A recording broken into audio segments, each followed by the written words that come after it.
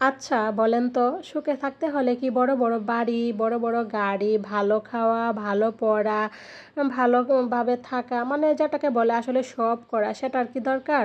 আমি জানি না, আসলে আমার কাছে সুখের কোনো সঠিক সংজ্ঞা নেই। আমি জানি না আদৌ সুখের আসলে একটা সংজ্ঞা কি না। তো আমার কাছে সুখ এটাই যে আমার ফ্যামিলির যে মানুষগুলো আছে তারা যদি আমার সাথে ভালোভাবে একটু বন্ডিংয়ে থাকে, কথাবার্তার যে একটা ভালো রিলেশন সেটার মধ্যে যদি থাকে, সেটাই আমার কাছে প্রকৃত সুখ। আমি চাই না বড় বড় বাড়ি, বড় বড় গাড়ি, বড় বড় ফার্নিচার, বা ভালো একবারে ভালো হাই কোয়ালিটির জামা কাপড়, বা হাই কোয়ালিটির একবারে লাইফস্টাইল যেটাকে বলে, তো সেটা আমার কাছে চাই, মানে আমার লাগবে না, আর সেটাকে আমি সুখ মনেও করি না। আমার কাছে প্রকৃত সুখ হচ্ছে আমার ফ্যামিলিতে যারা যারা থাকে সবাই সবার মধ্যে ভালো একটা বন্ডিংয়ে থাকা, সবাই সবার মধ্যে যাতে সবাইকে নিয়ে ভালো থাকতে পারে, সেটাই আমার কাছে সুখ। আমার আর বেশি সুখের দরকার না। আসলে অনেকের সুখটা হচ্ছে অনেকের কাছে আর কি, অনেকে মনে করে যে বড় বড় বাড়ি, বড় বড় গাড়ি বা লাইফস্টাইল যদি একটু উন্নত হয় তাহলেই সুখ। তো যাই হোক, হ্যালো এভরিওয়ান, গুড মর্নিং। কেমন আছেন আপনারা সবাই? আশা রাখছি যে যেখানে আছেন সবাই খুব ভালো আছেন আর সুস্থ আছেন। আর আমরাও আপনাদের দোয়া, ভালোবাসা এবং ভগবানের আশীর্বাদে ভালোই আছি। তো প্রত্যেক দিনের মতো আবারও ওয়েলকাম করছি আমার নতুন ভিডিওতে। আশা রাখছি শুরু থেকে শেষ পর্যন্ত আমার সাথেই থাকবেন।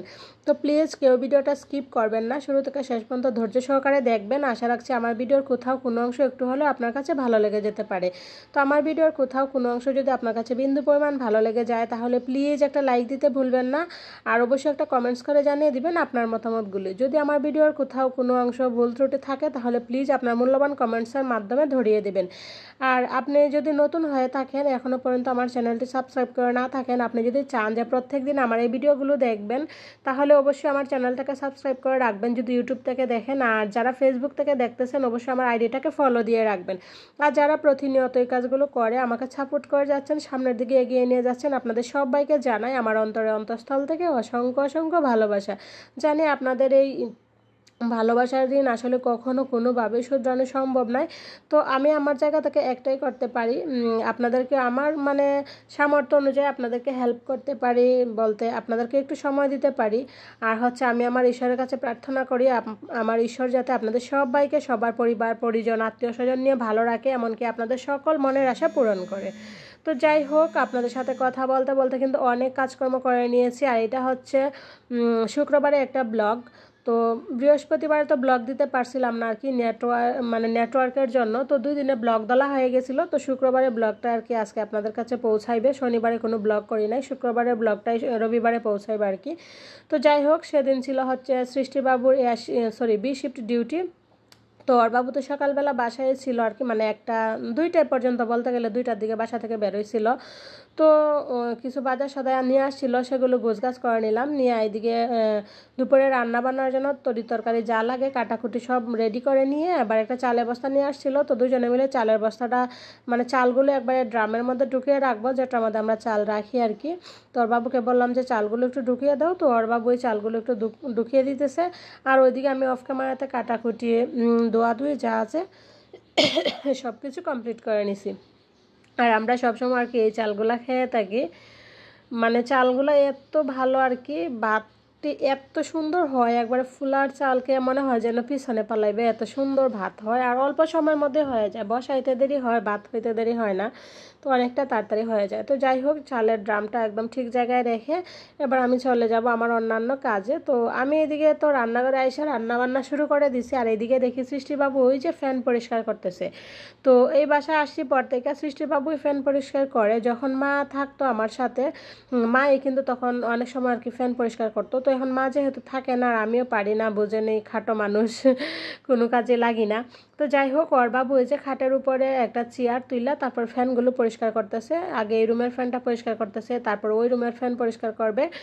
আর এইদিকে আমি এই যে খিচুড়ি যেহেতু রান্না করব মাংস দিয়ে, সেই জন্য এখানে চাল, তারপর মুগ ডাল, তার সাথে হচ্ছে মসুর ডাল সব কিছু পরিমাণ মতো নিয়ে আবার ধুয়ে নিচ্ছি। তো কিছু সময় একটু ভিজিয়ে রাখবো, ভিজিয়ে রেখে তারপর খিচুড়িটা রান্না করে নিব। আর অফ ক্যামেরাতে কিন্তু আমি খিচুড়িতে দেওয়ার জন্য মাংস রান্না করে নিছি আর কি। তো এবার চালগুলো ধুয়ে আগে একটু ভিজিয়ে রাখি, তারপর ওইদিকে আমি ডালও বসিয়ে দিছি, ডালটাও আর কি রান্না করে নিব। তো ডালটা আসলে রাত্রের জন্য রান্না করতেছি, রাতের জন্য ডালটা করে রাখবো, আর না হলে দেখা যাবে যে রাতে আবার আমাকে রান্না করতে হবে। তো ভাবলাম আজকে যেহেতু এমনিতেই রান্না বান্নার চাপ কম, শুধু খিচুড়ি রান্না করতেছি, তাহলে ডালটাও রান্না করে দিই এক চুলাতে। তো সেজন্য এক চুলাতে ডালটাও রান্না করে নিলাম। এবারে যে খিচুড়িটা রান্না করে নিতেছি, খিচুড়িটা একটু পরেই বসাইছি যাতে গরম গরম খেয়ে নেওয়া যায় আর কি। খিচুড়ি তারপর পোলাও রোস্ট এগুলা কিন্তু আসলে মানে ঠান্ডা হইলে ভালো লাগে না, গরম গরমই খাইতে বেশি ভালো লাগে। তো সেই জন্য একটু লেটে বসাইছিলাম, মানে হয়ে গেলে একবারে সাথে সাথে খেয়ে নিব। তো ওইদিকে খিচুড়ি হইতেছে আর এইদিকে আমি একটু মশলা বাইটা নিতেছি আর কি। তো এখানে আছে হচ্ছে জিরা, দারচিনি, এলাচ, লবঙ্গ, গোলমরিচ, মানে সব কিছুই আছে, একটু বেশি বেশি করে বাইটা রাখতেছি। তো আমি যেহেতু সব মশলা শিলপাটায় বাইটা খাই, তো এরকমই করি আর কি, একদিন হাতে একটু সময় নিয়ে বেশি বেশি করে বাইটা রেখে দিই যাতে কমপক্ষে 3-4 দিন চলে যায় অনায়াসে। তো আজকে অনেকটা বেশি করে বাইটা রাখছি, মানে 3-4 দিন চলে যাবে। আর এখন ওই যে একটু এলাচ লবঙ্গ এগুলো বেটে নিলাম, এগুলো একটু বেশি করে বেটে নিছি, আজকে খিচুড়িতে দিব, প্লাস একটু রেখেও দিলাম যাতে অন্যান্য দিন বোনা টোনা করলে দিতে পারি বা মাংস টাংস রান্না করলে দিতে পারি। তো যাই হোক, এদিকে মশলা বাটা হয়ে গেছে, মশলাগুলো তুলে নিব, তুলে নিয়ে খিচুড়িতে যেটা দেওয়া সেটা দিয়ে দিব, আর বাকিগুলো আমি ডিপ ফ্রিজে রেখে দিব আর কি। রেখে দিয়ে তারপর খিচুড়ি মোটামুটি হয়ে গেছে, কিচেন রুমটা পরিষ্কার করে নিয়ে তারপর ওদেরকে খাইতে দিয়ে দিব। ওদের খাওয়া হয়ে গেলে তারপর আমিও ঝটপট খেয়ে নিব আর কি।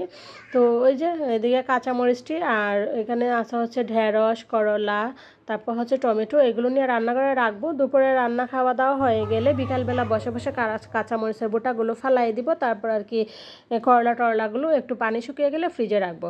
তো এই তো রান্নাবান্না কমপ্লিট হয়ে গেছে, আগে সৃষ্টি বাবুকে দিয়ে দিই কারণ ওর বাবু খাওয়া দাওয়া করে অফিসে চলে যাবে। তো প্রায় 1:40 বাজে, তো খাওয়া দাওয়া করে একটু বসে টসে তারপর 2টার দিকে চলে যাবে আর কি। তো ওইদিকে সৃষ্টি বাবুর সাথে সাথে ওদের 2 বোনকেও দিয়ে দিব, ওরা একসাথে খাওয়া দাওয়া করে নিক। ওরা খাইতে খাইতে আমি এদিকে একটু রুম টুমগুলো সবগুলো ঝাড়ু দিয়ে নিব। কিচেন রুম সব মানে একদম ধোয়া মোছা করে নিছি, এখন শুধু রুম টুমগুলো ঝাড়ু দিয়ে নিব। ওরা খাইতে খাইতে রুম টুমগুলো ঝাড়ু দেওয়া হয়ে গেলে তারপর আমি শুধু খাওয়া দাওয়া করব। খাওয়া দাওয়া করলে আর কোনো কাজ থাকবে না। তো খাওয়া দাওয়ার পরে ওদের 2 বোনকে একটু ঘুম পাড়িয়ে দিয়ে তারপর আমার হাতের অন্যান্য কাজকর্মগুলো করব। তো এই তো এদিকে খিচুড়ি দিয়ে দিলাম। আর আজকে আসলে ঘরে শসা ছিল না, ওর বাবু যখন বাজারে গেছিলো আমারও বলতে মনে নাই যে শসা আইন না, আর ওর বাবু আনে নাই। তো যাই হোক, টমেটো, কাঁচামরিচ আর তার সাথে হচ্ছে লেবু, এগুলো দিয়ে আর কি দুপুরে খাওয়া দাওয়া করে নিব। আর আসলে খাওয়া দাওয়াটা এমন না যে একবার পারফেক্টভাবেই করতে হবে। আমার কথা হচ্ছে যখন মানে যা থাকে সেগুলো দিয়ে করলেই হবে। অনেকেই আছে যে না এটা না হলেই না হবে, তো আমার কাছে এরকম না। তো যাই হোক, এদিকে ওরা খাওয়া দাওয়া করতেছে। আর চলেন দেখাই ফ্যানটা যে ওর বাবু ক্লিন করছিল, দেখেন কত সুন্দর হয়েছে।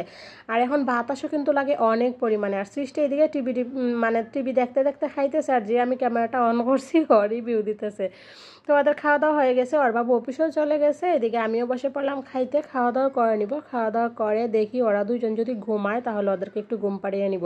তো খাওয়া দাওয়া করে তারপর খাওয়া দাওয়ার পরে যে বাসন টাসনগুলো দলা হয়েছিল সেগুলো ধুয়ে মুছে এবার আমি চলে আসলাম একটু হাত পাও ধুয়ে ফ্রেশ হয়ে। তো এবার একটু সিঁদুর দিয়ে নিব, সিঁদুর টিঁদুর দিয়ে তারপর ওদের 2 বোনকে ঘুম পাড়াবো আর কি।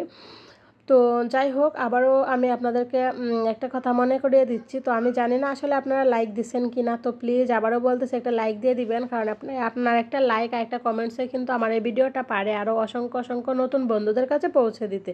তো প্লিজ দয়া করে আপনারা আমাকে এই হেল্পগুলো করে যাবেন।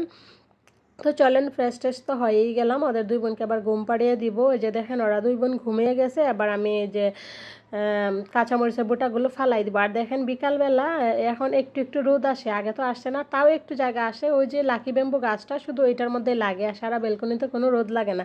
আর সারা বেলকনিতে রোদ লাগে না বিদায় আমি কোনো অন্যান্য ফুলের গাছ লাগাইতে পারি না, শুধু ওই যে ইনডোর প্ল্যান্টগুলো আছে সেগুলোই লাগাই, সেগুলোই হয়। ফুলের গাছ হয়ও না, যেহেতু রোদ থাকে না সেজন্য কোনো ফুলের গাছ হয় না, আর না লাগাইলেও মরে যায়। তো ইচ্ছা আছে এখানে যতদিন থাকি এখানে আর অন্যান্য ফুলের গাছ লাগাবো না, কারণ যেহেতু নষ্ট হয়ে যায় লাগাই কি করব বলেন। যাই হোক, আপনাদের সাথে কথা বলতে বলতে মরিচ টরিচ তো মানে বেছে নিলাম। ওইদিকে সৃষ্টি ঘুম থেকে উঠে গেছে, ওকে একটা বেনি করে দিলাম। তারপরে যে ওর বান্ধবীও চলে আসছে, 2 বান্ধবী মিলে একটু সাজুগুজু করলো, লিপ বাম টিপ বাম দিল, দিয়ে ওরা গেল বাহিরে। আর এদিকে আমি ওই যে সবজিগুলো ছিল এবার এগুলো ফ্রিজে ঢুকিয়ে নেব। আর পানি সহ ফ্রিজে সবজি রাখলে সবজি নষ্ট হয়ে যায় তাড়াতাড়ি, সেজন্য আমি যখনই সবজি নিয়ে আসে চেষ্টা করি পানি শুকাইলে তারপরে সবজিগুলো রাখার আর কি। তো যাই হোক, এদিকে সবজিগুলো রেখে দিচ্ছি। আর কাঁচামরিচগুলো আরেকটা বক্সে রাখছিলাম, সেই বক্সে আর জায়গা হয় না, অল্প কয়টা ছিল সেই কয়টা আরেকটা বক্সে রেখে দিলাম। আর এই যে 2টা করলা, এটি হচ্ছে আগের করলা ছিল। তো এই করলাগুলো আমি রাতে কেটে রাখবো, কালকে সকালে ভাজি করে নিব আর কি খাওয়ার জন্য। তো চলেন তো এগুলো ফ্রিজে রেখে দিই। আর এদিকে যেহেতু শাকসবজিগুলো একটু গুছাইছি, হালকা একটু মানে ময়লা ময়লা পড়ছে, সেজন্য টেবিলটা একটু হালকা রাপটাস দিয়ে দিলাম। আর ফ্রিজটা যেহেতু সামনেই আছে হাতের ধারে, ফ্রিজটা একটু রাপটাস দিয়ে দিলাম। তো এগুলো করতে করতে আসলে রাত্রেও ঘুম থেকে উঠে গেছে। তো ও বলতেছে বাহিরে যাবে, তো বললাম চলো বাহিরে নিয়ে যাই। এখন সারাদিন যেহেতু বাসায় থাকে, বিকালবেলা একটু বাহিরে নিয়ে বেরোইলে ওদেরও ভালো লাগে, প্লাস আমারও ভালো লাগে। তো এই তো ওদের 2 বোনকে নিয়ে বাহিরে চলে আসলাম। আর এখন সবাই বাহিরে চলে আসছে, সব ভাবিরা, সব পিচ্ছিরা, এই যে দেখেন ওরা সবাই মিলে খেলাধুলা করতেছে। আর দেখেন গাছে গাছে কত সুন্দর আম হয়ে আছে আর কি। তো শুভ সন্ধ্যা বন্ধুরা। তারপর সন্ধ্যার পর চলে আসলাম। ওর বাবু গেছিলো বাজারের দিকে, যে 5 লিটার দুধ নিয়ে আসছে, একটা রাজা হাঁস নিয়ে আসছে। আমার মাথায় তো এখন অনেক মানে পরিমাণে চিন্তা পড়ে গেছে, এই রাজা হাঁসটা কীভাবে কী করব। তো যাই হোক, সন্ধ্যার পরে চা নাস্তা খাইয়া 2 জনে মিলে বসে পড়লাম রাজা হাঁস চুলানোর জন্য। তো রাজা হাঁস চুলাইয়ে টুলাইয়ে তারপরে যে দেখেন আগুনে পুড়াইয়ে নিতেছি, তারপর কাটাকুটি করে রাখবো আর কি। আর আজকের ভিডিওটা এখানে শেষ করবো। জানি না অল ওভার ভিডিওটা কেমন লাগছে। যদি ভালো লাগে তাহলে প্লিজ আমার ভিডিওটা একটু শেয়ার করে দিবেন, ভিডিও লিঙ্কটা শেয়ার করে দিবেন। আজকের মতো এখানেই tata, bye bye, good night, সবাই।